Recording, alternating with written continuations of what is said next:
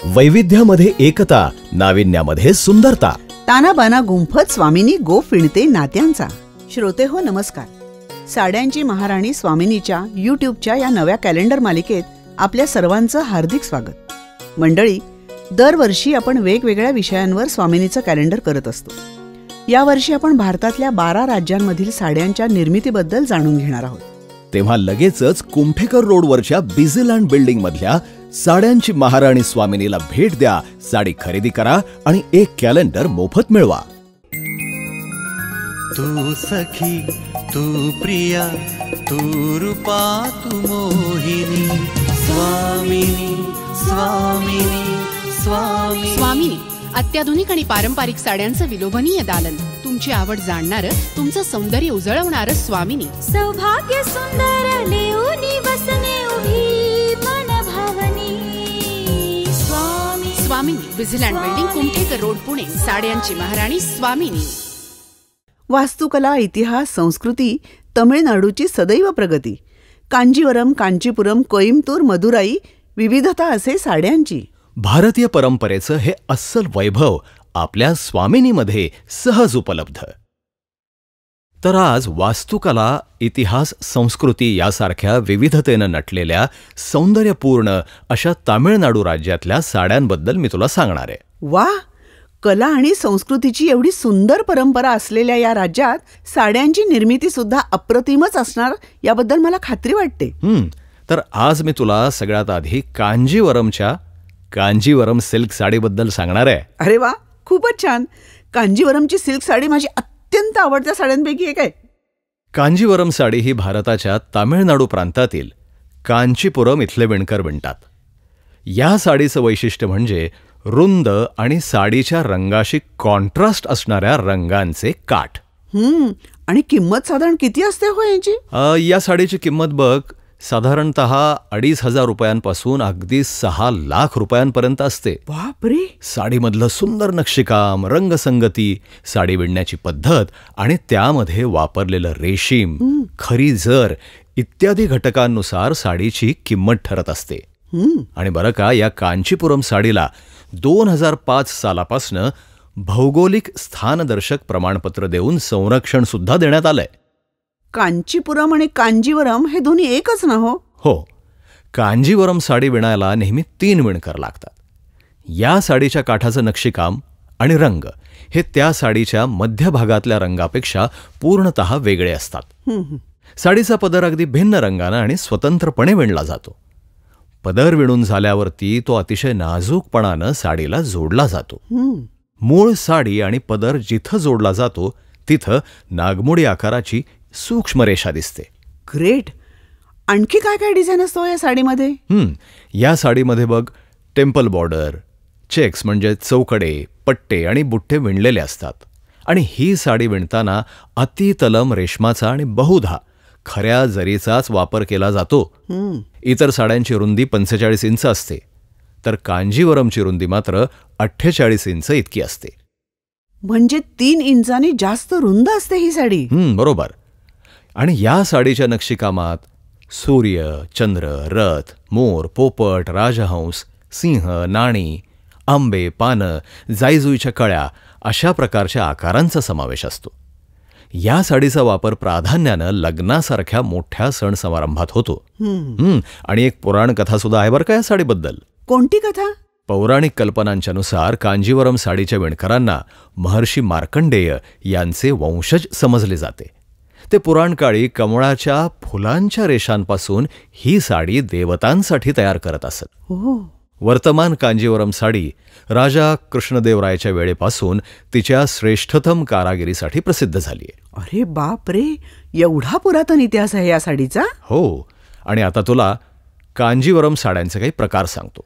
अरे वा, म्हणजे या साड्यांमध्ये व्हरायटी देखील आहे? हो. तर पहिली आहे वल्ली मुहूर्तम साडी. ही साडी पूर्णपणे ब्रोकेड आणि जरीची असते. साडी सोनेरी रंगाची असते आणि सोन्याच्या धाग्यांनी ती विणली जाते. कांजीवरम साडीच्या या प्रकाराचं वैशिष्ट्य असं की हिच्यावरती कुठल्याही रंगाचे ब्लाऊज शोभून दिसतात. म्हणजे स्त्रियांच्या पसंतीतला पहिला प्रकार असणार हा. आणि या साडीची किंमत 50,000 रुपये ते 6 लाख रुपये. ओ आपली चित्रपट अभिनेत्री रेखा हं ही साडी नेहमी नेसते बघ, आणि म्हणूनच या वल्ली मुहूर्तम साडीला रेखा साडी म्हणूनही ओळखतात. केवळ रेखाच नाही, आमच्यासारख्या सामान्य स्त्रियांना सुद्धा या साडीची भुरळ पडणार. बरं, आणखी कोणकोणत्या व्हरायटीज आहेत हो कांजीवरममध्ये? हे बघ, दुसरी आहे अंबरनाथ साडी. अगो बाई, म्हणजे कल्याणच्या आधी लागणाऱ्या अंबरनाथच्या साडीचा काही संबंध आहे का हो? नाही, मुळीच नाही.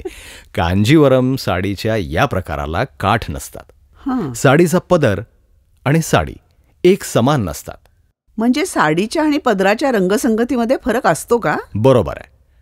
आणि आता पुढची साडी सांगतो, कट्टम आणि वरी. कट्टमवरी हम्म थोडं वेगळंच नाव आहे नाही? कट्टम म्हणजे चौकडी आणि वरी म्हणजे धागे. या प्रकारच्या कांजीवरम साडीत चौकड्यांच्या सरहद्दीवरती जरीचे धागे असतात. काही चौकड्यात जरीचे बुट्टे पण असतात. डोंट वरी, म्हणजे या साडीत वरी वगैरे नाव काही असलं ना तरी साडी खरेदी करण्याबाबत मी अजिबात वरी फील करणार नाही. विनोद पुरे बर का. तू सखी तू प्रिया तू रूपा तू मोहिनी स्वामिनी स्वामिनी स्वामी. स्वामिनी अत्याधुनिक आणि पारंपरिक साड्यांचं विलोभनीय दालन. तुमची आवड जाणणारं, तुमचं सौंदर्य उजळवणारं स्वामिनी. सौभाग्य सुंदर लेऊनी वसने उभी मन भावनी स्वामी. स्वामिनी विझिलँड बिल्डिंग, कुमठेकर रोड, पुणे. साड्यांची महाराणी स्वामिनी. आता पुढची साडी सांगतो. तिचं नाव आहे अहेरी साडी. म्हणजे आहेरात द्यायला घ्यायला वापरतात का साडी ही? आहेरात नाही ग. हिची किंमत फक्त 20,000 ते 50,000 रुपये. शुद्ध रेशमी धाग्यांपासून बनलेल्या या कांजीवरम साडीवर अस्सल सोन्याची जर असते बरं. बरं, पुढची साडी कुठली असणार आहे? तिचं नाव आहे मोल्टन साडी. ही कांजीवरम साडी पेस्टल मेटॅलिक रंगाची असून तिला वितळलेल्या सोनं, तांब किंवा कासे या धातूसारखी चमक असते. माय गॉड, म्हणजे हिची किंमत पण जास्त असणार नाही? हिची किंमत 15,000 ते 60,000 रुपयांपर्यंत आहे. आता उत्कृष्ट क्वालिटी निवडायची तर एवढी किंमत मोजावी लागणार नाही का? आणि यानंतर मी तुला सांगणार आहे कोइंबतूरच्या कॉटन साडीबद्दल. तिला कोरा कॉटन असं सुद्धा म्हटलं जातं. कोरा कॉटन?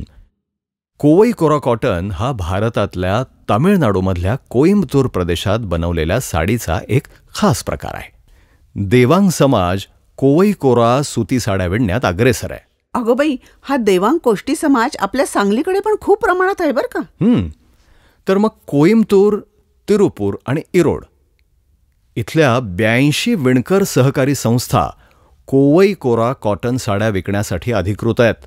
पण ही विणतात कशी काय? सांगतो. कोवई कोरा ही साडी कापूस, त्याचप्रमाणे रेशीम आणि कापूस यांच्या मिश्रणापासून बनवली जाते. कोरा कापूस तयार करण्यासाठी पारंपरिक रेशमामध्ये उत्कृष्ट दर्जाचे सुती धागे मिसळले जातात. साड्यांमध्ये चमकदार जरीच्या अधूनमधून वापरासह चमकदार रंगीत बॉर्डरचं डिझाईन असतं. रंगीत कापूस आणि रेशमी धाग्यांच्या मिश्रणानं लूम वापरून आवश्यक त्या डिझाईन्स विणल्या जातात आणि किनारी नंतर जोडल्या जातात. वा, वेगळाच प्रकार आहे हा विणकामाचा. या कोरा कॉटन साड्या पारंपरिक हातमागावरती विणल्या जातात. प्रत्येक साडी विणण्यासाठी 3 दिवस लागतात. तामिळनाडूच्या कोंगुनाडू प्रदेशातील कोइंबतूर, तिरुपूर आणि इरोड जिल्ह्यातील पारंपरिक विणकाम कुटुंबांच्याद्वारे ही साडी विणली जाते. कोइंबतूर जिल्ह्यातील सिरमुगाई हे कोरा कॉटन साडीचे प्रमुख उत्पादक आहेत. बरं, आता पुढं कुठल्या साडीबद्दल सांगणार तुम्ही? यानंतर तुला मी मदुराईच्या सुप्रसिद्ध मदुराई सिल्क साडीबद्दल सांगणार आहे. अरे वा, मदुराई सिल्क. ह्या साडीचा मीनाक्षीपुरम या सुप्रसिद्ध देवस्थानाशी काही संबंध आहे? हो, असं म्हणतात की पांड्य नरेशांची कन्या मीनाक्षी ही प्रत्यक्ष पार्वतीचा अवतार होती आणि इथं तिच्याशी भगवान शिवशंकरांनी विवाह केला. तिच्या लग्नात जी साडी विणली गेली तीच सुप्रसिद्ध मदुराई साडी. अच्छा, म्हणजे असा इतिहास आहे हो साडीचा? हो, पण प्रत्यक्षात या साडीचं वापरातलं नाव वेगळं आहे बरं का. काय बरं नाव? सांगतो. तिचं नाव आहे सांगुंडी किंवा सदगुंडी साडी आणि ती बनवण्याची प्रक्रिया अत्यंत अवघड आहे. ही साडी बनवण्यासाठी प्राथमिक इनपुट म्हणजे अनब्लिच्ड कॉटन फॅब्रिक प्रथम ब्लीच केलं जातं आणि आकृतिबंधांसह ते मुद्रित केलं जातं. मग ती गाठी बांधण्याची प्रक्रिया केली जाते, ज्याला पुठ्ठा किंवा बांधणी कार्य म्हणतात. 6 यार्डांपेक्षा जास्त लांबीच्या कपड्यात पुटची संख्या 20,000 पेक्षा जास्त पुट किंवा नॉट्स असते, जी एकसमान असते. हो बाई, म्हणजे ह्याच्यात बांधणी हा प्रकार आहेच की. हो, या साडीच्या पल्लूचा भाग शेंगदाणा तेल आणि क्षारीय मातीच्या द्रावणात घट्ट बांधून विरोधाभासी रंग बनवला जातो. या प्रक्रियेत द्रावणात बुडवलेले कापड पायांनी अनेक वेळा चांगलं दाबलं जातं आणि 2 ते 3 दिवस ते ओल्या अवस्थेतच ठेवलं जातं. मग ते बाहेर काढून वैगई नदीच्या पाण्यात धुतलं जातं.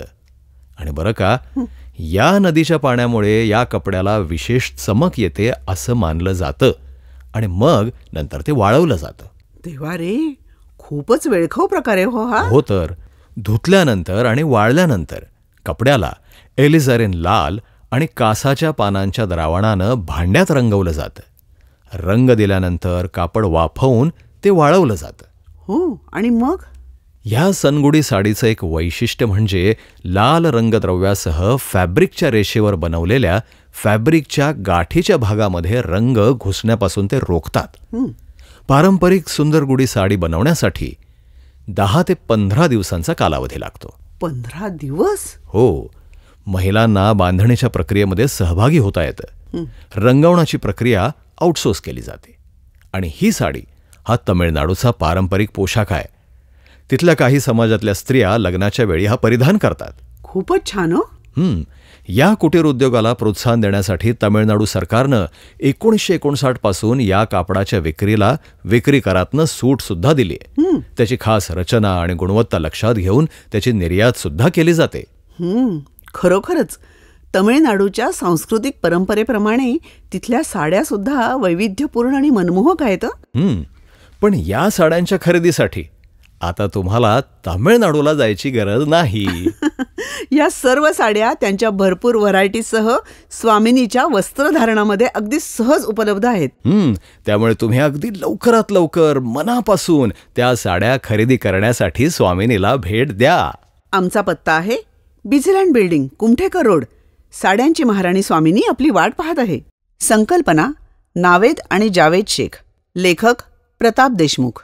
निवेदन सुनेत्रा मंकणी, डॉक्टर अमित त्रिभुवन. निर्मिती रविराज पब्लिसिटी प्रायव्हेट लिमिटेड. ध्वनिमुद्रण व्हायब्रेनिया द स्टुडिओ प्रायव्हेट लिमिटेड. ध्वनिमुद्रक अजिंक्य पुरंदरे. निर्मिती संयोजन शेखर काळे. तू सखी, तू प्रिया, तू रूपा, तू मोहिनी. स्वामिनी, स्वामिनी, स्वामिनी. स्वामिनी अत्याधुनिक आणि पारंपरिक साड्यांचं विलोभनीय दालन. तुमची आवड जाणणारं, तुमचं सौंदर्य उजळवणारं स्वामिनी. सौभाग्य सुंदर लेऊनी वसने उभी मन भावनी. स्वामी. स्वामिनी, Busyland building, Kumthekar road, Pune. साड्यांची महाराणी स्वामिनी.